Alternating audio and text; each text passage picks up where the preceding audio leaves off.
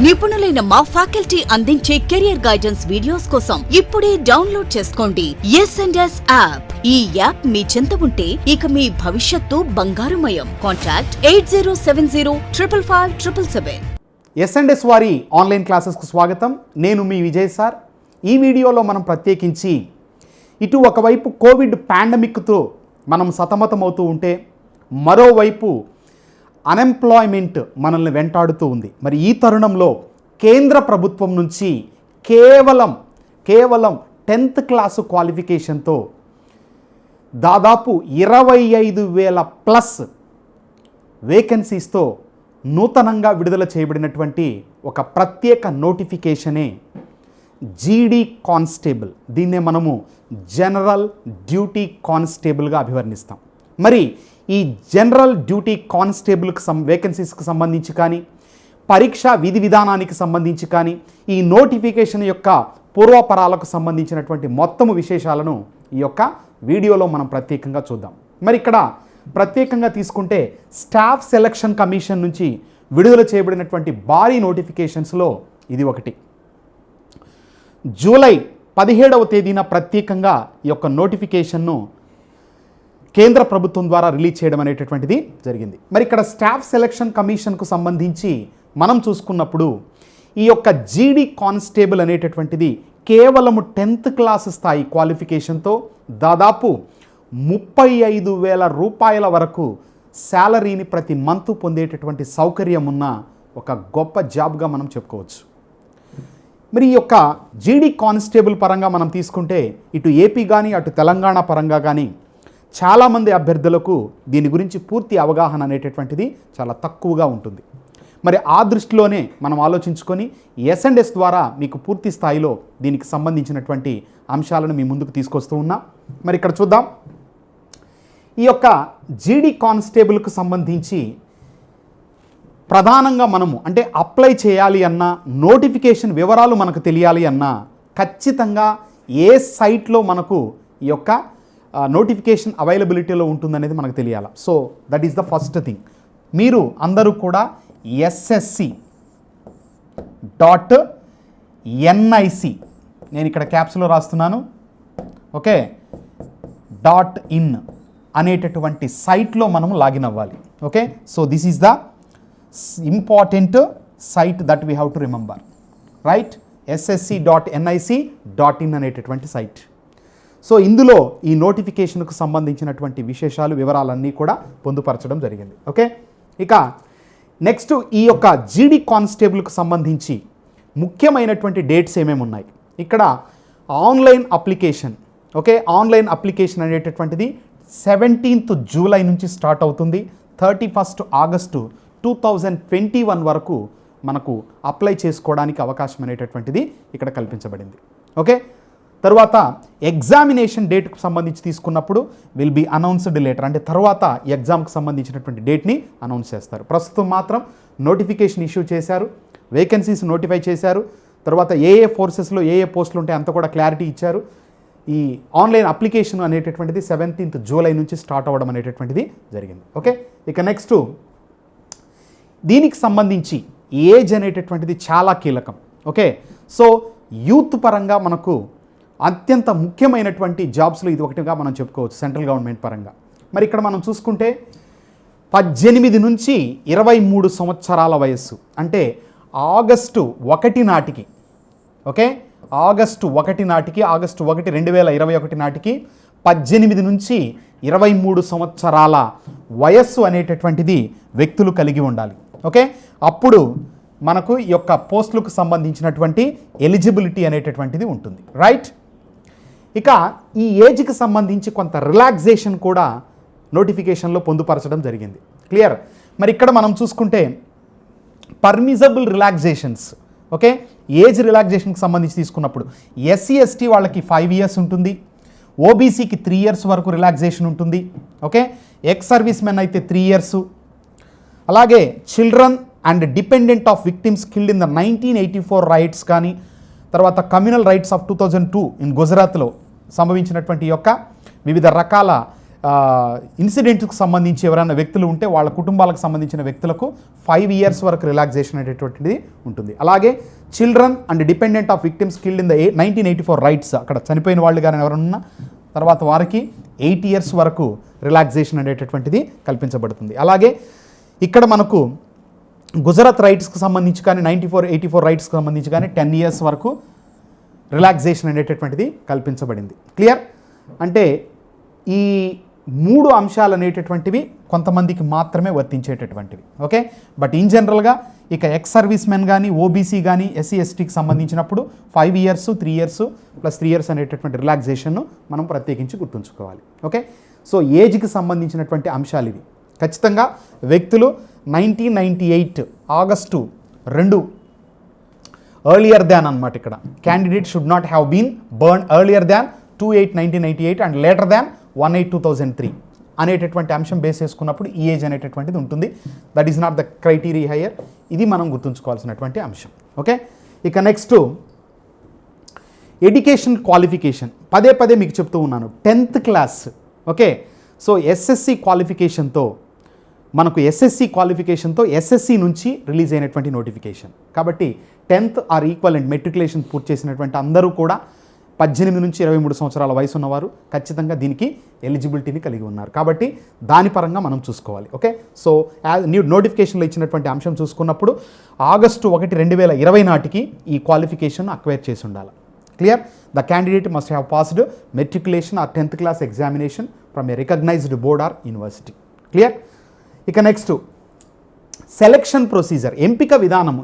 ఈ యొక్క పోస్టుకు సంబంధించినటువంటి సెలక్షన్ ప్రాసెస్ అనేటటువంటిది ఎలా ఉంటుంది దీన్ని మనం చూసుకుంటే ప్రధానంగా ఇక్కడ సిబిఈ అంటే కంప్యూటర్ బేస్డ్ ఎగ్జామ్, అంటే ఆన్లైన్ ఎగ్జామ్ అనేటటువంటిది ప్రత్యేకంగా మనకు కండక్ట్ చేయడం జరుగుతుంది.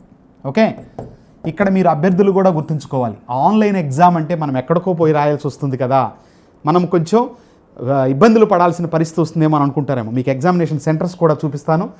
సో దాని పరంగా మనం చూసుకుంటే ఎక్కడ మనకు ఈ యొక్క ఎగ్జామ్ కండక్ట్ చేస్తారనేది కూడా వస్తుంది. నౌ కంప్యూటర్ బేస్డ్ ఎగ్జామ్ అనేటటువంటిది ఉంటుంది. ఫస్ట్ స్టెప్ ఇది. ఇక సెకండ్ స్టెప్కి వచ్చినప్పుడు మనకు పీఈటీ అంటే ఫిజికల్ ఎఫిషియన్సీ టెస్ట్ అనేటటువంటిది ఉంటుంది. మనకు యూనిఫామ్ పోస్టులు ఏవి తీసుకున్నా సరే సర్వసాధారణంగా ఉండేటటువంటి అంశం కాబట్టి దాని పరంగా ఇది. నెక్స్ట్ ఫిజికల్ స్టాండర్డ్ టెస్ట్ అనేటటువంటిది కూడా కండక్ట్ చేస్తారు. దాంతోపాటుగా డీటెయిల్డ్ మెడికల్ ఎగ్జామినేషన్ డిఎంఈ అనేటటువంటిది కండక్ట్ చేస్తారు. సో ఈ కంప్యూటర్ బేస్డ్ ఆన్లైన్ ఎగ్జామ్ అయిపోయిన తర్వాత మనకు ఈ ప్రాసెస్కు సంబంధించింది స్టార్ట్ అవుతుంది. రైట్, ఇది సెలక్షన్ ప్రాసెస్కు సంబంధించి. ఇక ఎగ్జామినేషన్ ప్యాటర్న్ అంటే పరీక్షా విధానం అనేటటువంటిది ఎలా ఉంది. మరి ఇక్కడ 10th class క్వాలిఫికేషన్ కదా సార్, ఏదో 35,000 శాలరీ అంటున్నారు, మరి పరీక్షా విధానం అంటే ఇక్కడ మీరు అంటే ప్రతి అభ్యర్థి కూడా గుర్తుంచుకోవాల్సినటువంటి అంశం ఏమిటి అంటే ఇది పూర్తి స్థాయిలో ఓకేనా హై స్కూల్ స్థాయి సిలబస్ను బేస్ చేసుకొని నిర్వహించబోతున్నటువంటి ఎగ్జామ్. అర్థమైందా? హై స్కూల్ స్థాయి అంటే అర్థం ఇక్కడ 10th class level. 10th class లెవెల్లో ఉన్నటువంటి సిలబస్ను బేస్ చేసుకొని కండక్ట్ చేస్తారు. మరి 10th class సిలబస్ అంటే మనం అన్నీ చదవాలా సార్ అంటే ఆ స్టాండర్డ్ను మెయింటైన్ చేస్తారు. ఓకే, సో 10th స్టాండర్డ్ పరంగా మనం చూసుకున్నప్పుడు ఎగ్జామినేషన్ ప్యాటర్న్లో ఏ అంశాలు ఉంటాయి అనేది చూసుకుంటే మొట్టమొదటిది general intelligence and reasoning. Okay, దీనికి సంబంధించి 25 క్వశ్చన్స్ ఉంటాయి, 25 మార్కులు అనేటటువంటిది వీటికి అలాట్ చేశారు. రైట్, అలాగే general knowledge and general awareness. ఓకేనా, ఈ జనరల్ నాలెడ్జ్ అనేటటువంటిది చూసుకున్నప్పుడు ప్రత్యేకించి దీనికి 25 క్వశ్చన్స్ ఇచ్చున్నారు, 25 మార్కులు. అంటే ఇక్కడ క్వశ్చన్ పరంగా మార్కుల పరంగా ఎటువంటి వ్యత్యాసం అనేటటువంటిది లేదు. ఓకే, ఇక నెక్స్ట్ ఎలిమెంటరీ మ్యాథమెటిక్స్ తీసుకుంటే ఇది కూడా హై స్కూల్ స్థాయి లెవెల్లో ఉండేటటువంటిదే. ఇందులో కూడా 25 క్వశ్చన్స్ అనేటటువంటివి ఇస్తారు. తర్వాత 25 మార్క్స్ అనేటటువంటిది అలాట్ చేశారు. నెక్స్ట్ ఇంగ్లీష్ ఆర్ హిందీ మొత్తము ప్రశ్నాపత్రము కూడా పూర్తి స్థాయిలో ఆంగ్ల మాధ్యమం. ఓకే, ఇంగ్లీష్ మీడియంలో మాత్రమే ఉంటుంది. ఇక్కడ ఇంగ్లీష్ మీడియంతో పాటు హిందీ కూడా ఉంటుంది. క్లియర్? కాబట్టి మనము లాంగ్వేజ్ అనేటటువంటిది మనకు ఖచ్చితంగా అంటే తెలుగు రాష్ట్రాల పరంగా మనం చూసుకుంటే ఇంగ్లీష్ను డెఫినెట్గా ఎంచుకోవాలి. ఎందుకంటే ఇక్కడ ఇంగ్లీష్ సబ్జెక్ట్ కూడా ఉంది కాబట్టి హిందీ అనేటటువంటిది కొంచెం డిఫికల్ట్గా అనిపిస్తుంది కాబట్టి ఇంగ్లీష్ను మనం ఎంచుకుంటాం. దీనికి కూడా 25 క్వశ్చన్స్ ఉంటాయి, 25 మార్క్స్ ఉంటాయి. Total 100 marks. అంటే ఈ 4 విభాగాలకు సంబంధించి ఈ విధంగా ప్రశ్నల సరళి అనేటటువంటిది ఉంటుంది, మార్క్స్ అనేటటువంటివి ఇలా అలాట్ చేస్తారు. ఓకే, మరి ఈ ఎగ్జామినేషన్ ఎలా కండక్ట్ చేస్తారు? ఇది పూర్తిగా ఆబ్జెక్టివ్ విధానంలో కండక్ట్ చేయబోతున్నారు. ఓకే, ఆన్లైన్ బేస్డ్గా ఆబ్జెక్టివ్ విధానంలో, అంటే మల్టిపుల్ చాయిస్ ఇస్తూ కండక్ట్ చేస్తారు. మరి బాగానే ఉంది సార్, క్వశ్చన్స్ ఉన్నాయి, మార్క్స్ బాగానే ఉన్నాయి, మరి టైం డ్యూరేషన్ ఏంటి అంటే తీసుకుంటే ఇక్కడ 1.5 అవర్ టైం, అంటే 90 మినిట్స్ మనకు ఈ యొక్క ఎగ్జామ్కి సంబంధించి ఇవ్వడం జరుగుతుంది. ఓకే, ఇక ఈ ఎగ్జామ్లో అంటే ప్రశ్న పత్రాలకు సంబంధించి మనం ఆన్సర్ చేసేటటువంటి ప్రాసెస్లో ప్రతి అభ్యర్థి కూడా గుర్తుంచుకోవాల్సినటువంటి అంశం నెగటివ్ మార్కింగ్. ఓకే, ఒక రాంగ్ ఆన్సర్కు 0.25 నెగిటివ్ మార్కింగ్ అనేటటువంటిది ఉంటుంది. ఓకే, సో ఆ అంశాన్ని మీరు ఇక్కడ ప్రధానంగా గుర్తుంచుకోవాలి. క్లియర్? ఇది అంతా కూడా ఏ స్థాయిలో కండక్ట్ చేస్తున్నాము అంటే హై స్కూల్ స్థాయి స్టాండర్డ్స్తో ఎగ్జామినేషన్ అనేటటువంటిది కండక్ట్ చేస్తారు. అయితే మీరు ఇక్కడ గుర్తుంచుకోవాల్సినటువంటి మరొక అంశం ఏమిటి అంటే ఇది జాతీయ స్థాయిలో జరుగుతున్నటువంటి ఎగ్జామ్. అంటే రాష్ట్ర బోర్డుల సిలబస్ను పరిగణలోకి తీసుకోకుండా సెంట్రల్ బోర్డుకు సంబంధించినటువంటి సిలబస్ అంటే సిబిఎస్ఈ, ఎన్సీఆర్టీని బేస్ చేసుకొని ప్రధానంగా ఎగ్జామినేషను కండక్ట్ చేయడం జరుగుతుంది. సో ఆ వేలో మనము కొంత అవేర్నెస్ను కలిగి ఉండడం కావాలి. రైట్? సో ఇది ఈ యొక్క ఎగ్జామినేషన్ ప్యాటర్న్కు సంబంధించి.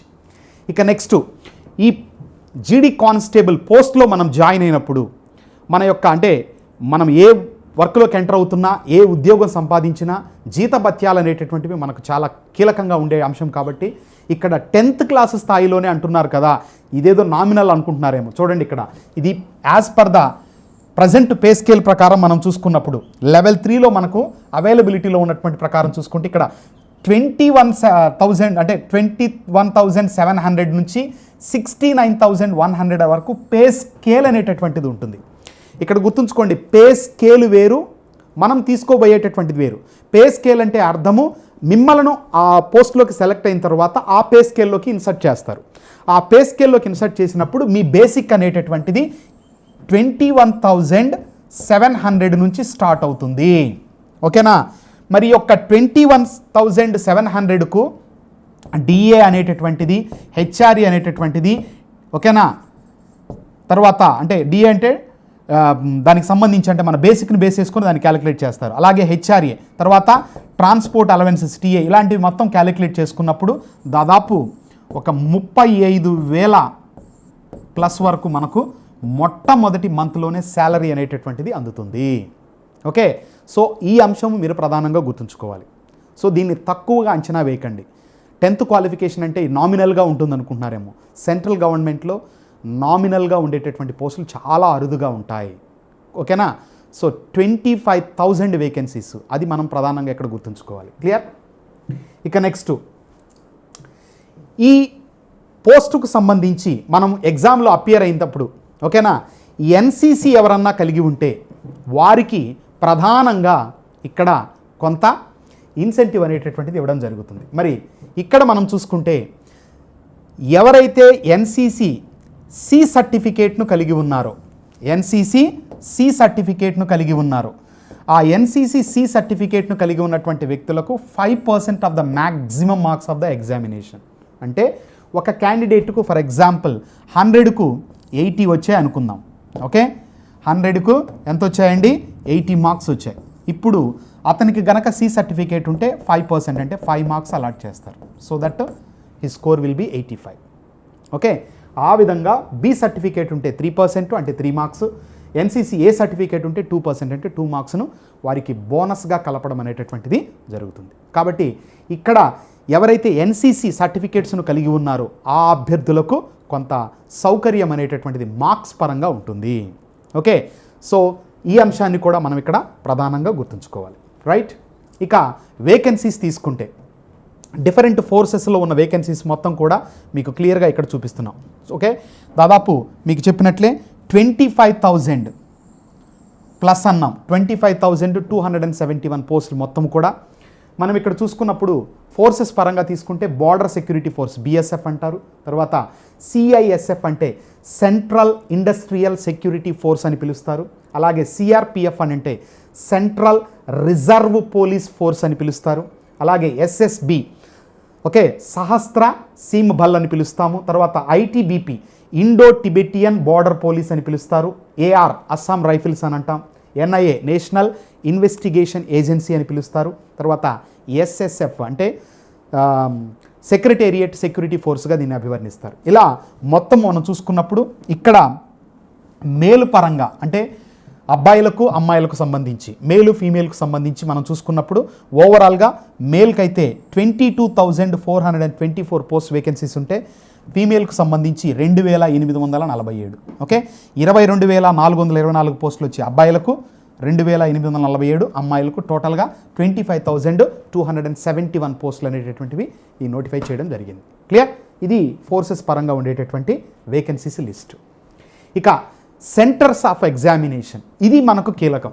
అంటే ఇది నేషనల్ స్థాయిలో జరిగే ఎగ్జామ్ కదా, సెంట్రల్ గవర్నమెంట్ ద్వారా కండక్ట్ చేస్తున్నారు కదా, కాబట్టి ఎక్కడెక్కడో సెంటర్స్ ఉంటాయనుకుంటున్నారేమో. కాదండి, ఇది సదరన్ జోన్ కింద మనం చూసుకున్నప్పుడు ఓకే ఈ సదరన్ రీజియన్లో మనం తీసుకున్నప్పుడు సదరన్ రీజియన్ కింద మనకు 4 రాష్ట్రాలు ప్రధానంగా ఉంటాయి. ఒకటి ఆంధ్రప్రదేశ్ ఓకేనా, ఒకటి ఆంధ్రప్రదేశ్ AP, తర్వాత పుదుచ్చేరి, నెక్స్ట్ తమిళనాడు, తెలంగాణ. ఈ 4 రాష్ట్రాలకు సంబంధించి మనకు ఎగ్జామినేషన్ సెంటర్స్ అనేటటువంటివి ఈ విధంగా ఉంటాయి. రైట్? ఇక్కడ మనం చూసుకుంటే ఏపీ పరంగా అంటే ఏపీ అభ్యర్థుల పరంగా చూసుకున్నప్పుడు చీరాల, గుంటూరు, కాకినాడ, కర్నూలు, నెల్లూరు, రాజమండ్రి, తిరుపతి, విజయనగరం, విజయవాడ, విశాఖపట్నం ఇవి ఏపీ అభ్యర్థులకు సంబంధించి ఉండేటటువంటి సెంటర్స్. ఓకే ఇక తెలంగాణకు సంబంధించి మనం చూసుకున్నప్పుడు హైదరాబాదు, కరీంనగర్ ఓకే తర్వాత వరంగల్ ఇవి ప్రత్యేకించి మనకు తెలంగాణ పరంగా ఉండేటటువంటి సెంటర్స్. ఇక మిగతావి తీసుకున్నప్పుడు పుదుచ్చేరి ఇవన్నీ కూడా పుదుచ్చేరి ప్లస్ తమిళనాడుకు సంబంధించినటువంటి సెంటర్స్. అంటే మన కన్వీనియంట్ని బట్టి మనం అప్లికేషన్ ఫిలప్ చేసుకునేటప్పుడు దాని పరంగా మనము సెంటర్స్ని ఎంచుకోవచ్చు. ఓకే గుర్తుంచుకోండి, అక్కడ మీకు అప్లికేషన్లో 8 సీరియల్ నెంబర్ 8లో సదరన్ రీజియన్ కింద వస్తుంది. అక్కడ మీరు ఈ యొక్క సెంటర్స్ని బేస్ చేసుకొని ఆ నంబర్ను మనం ఐడెంటిఫై చేసుకుంటూ మనము సెంటర్స్ అనేటటువంటివి ఇవ్వాలి. మీకు అక్కడ ఆప్షన్ ఉంటుంది కూడా, సెంటర్ ప్రిఫరెన్సెస్ ఇచ్చుంటారు 1, 2, 3 అట్లాగా దాని ప్రకారం మీరు చేయాల్సి ఉంటుంది. రైట్? సో ఇది సెంటర్స్ ఆఫ్ ఎగ్జామినేషన్కు సంబంధించి చాలా చాలా ఇంపార్టెంట్ అంశం. ఓకేనా? మరి దీనికి సంబంధించి మనకు ఏదైనా డౌట్స్ ఉన్నప్పుడు ఇక్కడ రీజనల్ డైరెక్టర్ స్టాఫ్ సెలక్షన్ కమిషన్కు సంబంధించి మనం కాంటాక్ట్ అవ్వడానికి అవకాశం ఉండేటటువంటి అడ్రస్ కూడా ఇవ్వడం జరిగింది. This is for southern region. మనం నోటిఫికేషన్లో చూసుకున్నప్పుడు డిఫరెంట్ రీజియన్స్కు నార్త్ కానీ ఇట్లా తీసుకున్నప్పుడు వాటికి సంబంధించి అక్కడ సెంటర్స్ అనేటటువంటివి అలాట్ చేయబడి ఉంటాయి. ఓకే ఇక నెక్స్ట్ ఇక్కడ మనకు ఈ ఎగ్జామినేషన్ ప్యాటర్న్కి సంబంధించి మనం చూసుకున్నప్పుడు కానీ సెలక్షన్ ప్రాసెస్ పరంగా చూసుకున్నప్పుడు ఫిజికల్ ఎఫిషియన్సీ టెస్ట్ మీకు ఆల్రెడీ చెప్పినాను. ఏంటది? ఫిజికల్ ఎఫిషియన్సీ టెస్ట్ అనేటటువంటిది ఉంటుంది. తర్వాత PST ఫిజికల్ స్టాండర్డ్ టెస్ట్ అనేటటువంటిది, తర్వాత డీటెయిల్డ్ మెడికల్ ఎగ్జామినేషన్. మరి దాని పరంగా అంశాలు కనుక మనం చూసుకుంటే ఓకేనా, ఫిజికల్ ఎఫిషియన్సీ టెస్ట్కి వచ్చినప్పుడు candidates have to clear the race within the following time limits. So male అయితేనేమో 5 kilometers in 24 minutes, ఫీమేల్ అయితే 1.6 kilometers in 8.5 minutes. Okay so 24 minutesలో క్లియర్. అలాగే 1.6 kilometers in 6.5 minutes, తర్వాత 800 meters in 4 minutes for candidates other than those belonging to Ladakh region.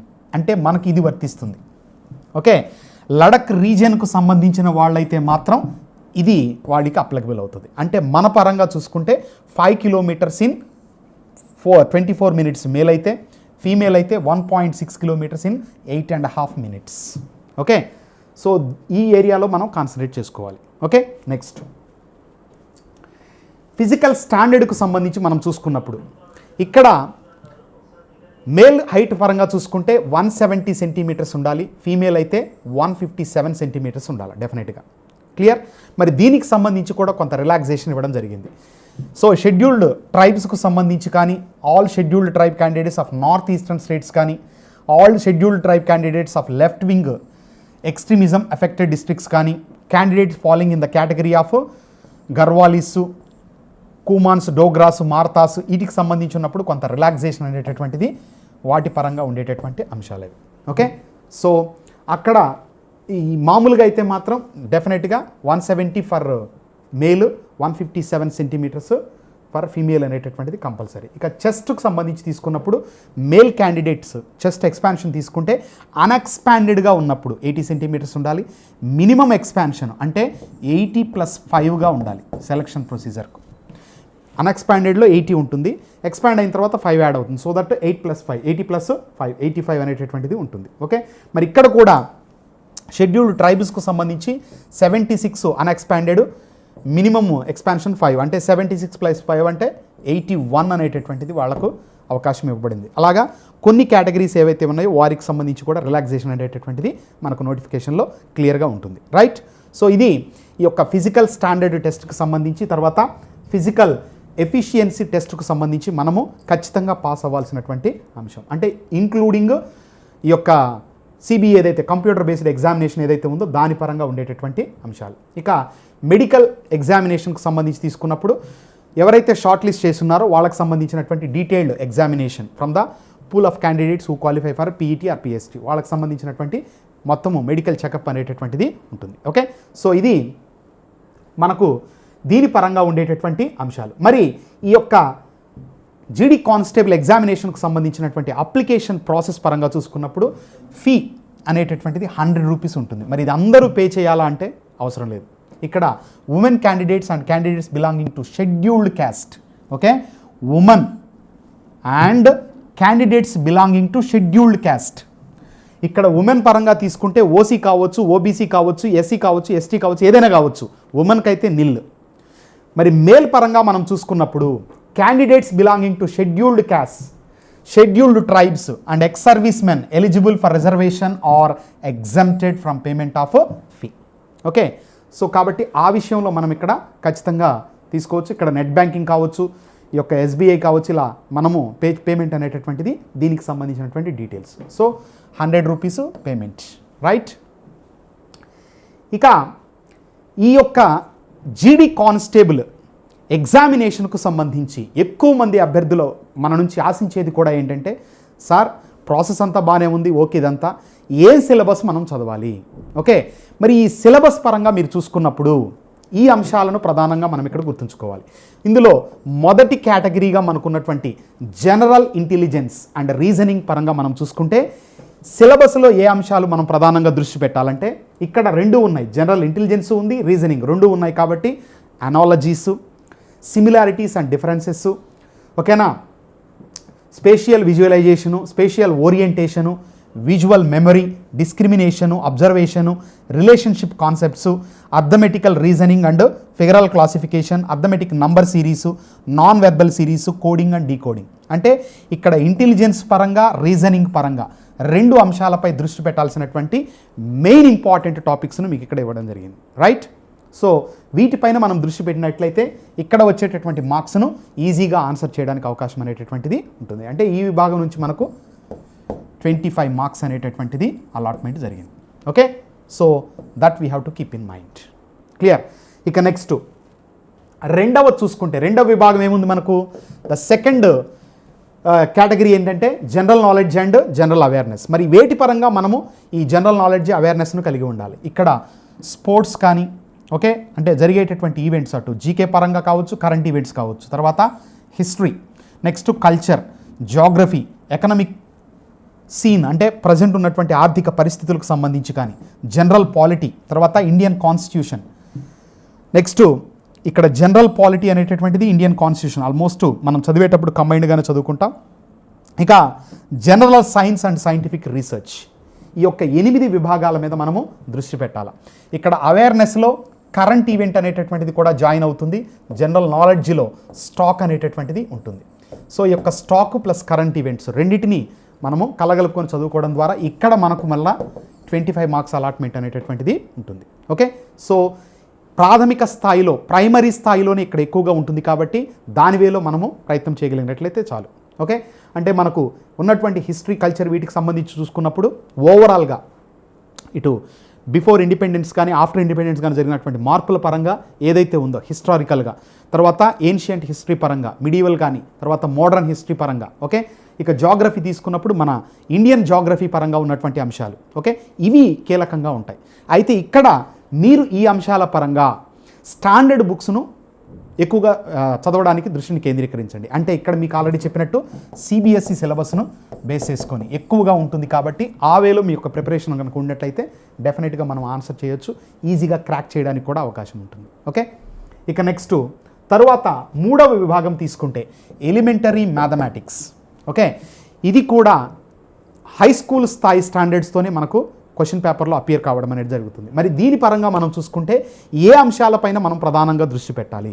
ఇక్కడ number system, అలాగే computation of whole numbers, decimals and fractions and relations between numbers అనేటటువంటిది, తర్వాత fundamental arithmetical operations, okay, తర్వాత percentages కానీ, ratio కానీ, proportion. మీరు కనుక ఇక్కడ చూసుకుంటున్నప్పుడు ప్రాథమికంగా మ్యాథ్స్ పరంగా ఏ అంశాలపైన అయితే ఒక అభ్యర్థికి అవగాహన ఉండాలో అవి మాత్రమే ఇక్కడ ఇవ్వడం జరుగుతుంది. తర్వాత రెండవది 10th క్లాస్ స్థాయి వరకు ఉన్నటువంటి మ్యాథ్స్ పైన మాత్రమే దృష్టి పెట్టండి. ఓకే, సో యావరేజెస్ కానీ, ఇంట్రెస్ట్ కానీ, ప్రాఫిట్ అండ్ లాస్ కానీ, డిస్కౌంట్ కానీ, మెన్సురేషన్ కానీ, time and distance, ratio and time and work, ఇవన్నీ కూడా బేసిక్ స్థాయి నుంచి మనకు ఎగ్జామ్లో అడగడం జరుగుతుంది. కాబట్టి వీటిపైన మీరు దృష్టి పెట్టగలిగినట్లయితే ఈ ఏరియా నుంచి కూడా మనము 25 మార్క్స్ స్కోర్ చేయడానికి అవకాశం అనేటటువంటిది ఉంటుంది. రైట్, ఇక నెక్స్ట్ తర్వాత ఒక లాంగ్వేజ్ని మనం ఎంచుకోవాలనుకున్నాం, అది ఇంగ్లీష్ కానీ హిందీ కానీ మనం చూసుకోవాలి. ఇక్కడ ఎక్కువగా ఇంగ్లీషే మనం ఎంచుకుంటాం కాబట్టి ఇంగ్లీష్ కానీ హిందీ కానీ 2 భాషల పరంగా మనం చూసుకున్నప్పుడు ఇక్కడ మీరు అర్థం చేసుకోవాల్సినటువంటి అంశం, ఓకే, ఇక్కడ మీరు అర్థం చేసుకోవాల్సినటువంటి అంశం ఏమిటి అంటే బేసిక్ అండర్స్టాండింగ్. అంటే ఆ లాంగ్వేజ్ పరంగా, ఫర్ ఎగ్జాంపుల్ మీరు జీడీ కానిస్టేబుల్గా జాయిన్ అయినప్పుడు డిఫరెంట్ బార్డర్ ఫోర్సెస్కి మనం వెళ్తాం. మరి అక్కడికి వెళ్ళినప్పుడు ఎక్కువగా మనకు ఇక్కడ హిందీ కానీ ఇంగ్లీష్ కానీ మాట్లాడుతారు కాబట్టి ఆ భాషను మనం అర్థం చేసుకోగలుగుతున్నామా లేదా?